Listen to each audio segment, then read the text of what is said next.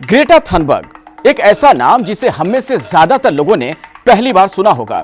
Greta अपने एक tweet की वजह से भारत में सबसे ज्यादा सुर्खियों में हैं और उन पर आरोप है हिंदुस्तान को बदनाम करने का। लेकिन क्या यह सच है? क्या किसान आंदोलन को माध्यम बनाकर हिंदुस्तान को बदनाम करने की साजिश रची जा रही है? ये सवाल उठा है ग्रेटा थनबर्ग के ट्वीट से मिले दस्तावेजों के सामने आने के बाद, जिसमें किसान आंदोलन के नाम पर भारत के खिलाफ इंटरनेशनल साजिश का खेल बेपर्दा होता नजर आ रहा है। ग्रेटा ने एक टूल किट ट्वीट किया जिसमें हर वो तरीका हथकंडा लिखा गया जिससे भारत विरोधी माहौल बनाया जा सके। इन्हीं डॉक्यूमेंट्स के आधार पर दिल्ली पुलिस ने एक एफआईआर भी दर्ज की है। ग्रेटा ने ऐसा क्यों किया, हम आपको बताएंगे, लेकिन उससे पहले जान लीजिए आखिर ग्रेटा है कौन। ग्रेटा थनबर्ग अलग अलग देशों में जलवायु परिवर्तन को लेकर जागरूकता फैलाने के लिए मशहूर हैं। इससे पहले ग्रेटा अमेरिका के पूर्व राष्ट्रपति डोनाल्ड ट्रंप की आलोचना कर सुर्खियां बटोर चुकी हैं। मूलतः स्वीडन की रहने वाली हैं ग्रेटा थनबर्ग। उम्र है 17 साल।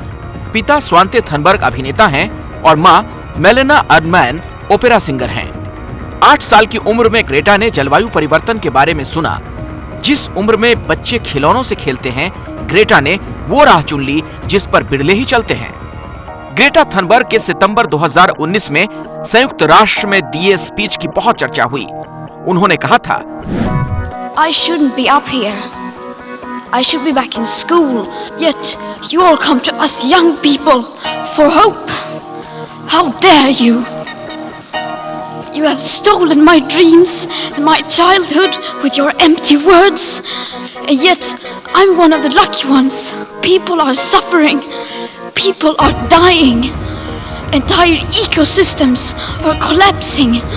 We are in the beginning of a mass extinction, and all you can talk about is money and fairy tales of eternal economic growth. How dare you? हालांकि ग्रेटा की न सिर्फ भारत में किसान आंदोलन पर किए ट्वीट की आलोचना हो रही है, बल्कि दुनिया के कई देशों के प्रमुख भी उन पर निशाना साध चुके हैं। ऑस्ट्रेलिया के प्रधानमंत्री स्कॉट मॉरिसन ने 2019 में थनबर्ग की स्पीच को लेकर कहा कि वो ऑस्ट्रेलियाई बच्चों को गैर जरूरी चिंता में डाल रही हैं। रूसी राष्ट्रपति व्लादिमीर पुतिन ने भी उन पर निशाना साधा था। उन्होंने कहा था, अगर बच्चे पर्यावरण के मुद्दों पर ध्यान दे रहे हैं तो उनका समर्थन करना चाहिए, लेकिन अगर कोई बच्चों का इस्तेमाल निजी फायदे के लिए करे तो उसकी निंदा होनी चाहिए। उनके अलावा ट्रंप और ब्राजील के राष्ट्रपति जायर बोल्सोनारो ने भी उन्हें स्पीच को लेकर घेरा था। साल 2018 में 15 वर्ष की उम्र में ग्रेटा ने स्कूल से छुट्टी ली और स्वीडन की संसद के सामने प्रदर्शन किया। उनके हाथ में एक बड़ी सी तख्ती थी जिस पर बड़े अक्षरों में स्कूल स्ट्राइक फॉर क्लाइमेट लिखा था और देखते ही देखते उनके अभियान में हजारों लोग शामिल हो गए। स्कूलों के बच्चे पर्यावरण संरक्षण की इस मुहिम में ग्रेटा के साथ हो गए। दरअसल ग्रेटा के बोलने के लहजे और शब्दों के चयन ने उन्हें बहुत मशहूरियत दी है।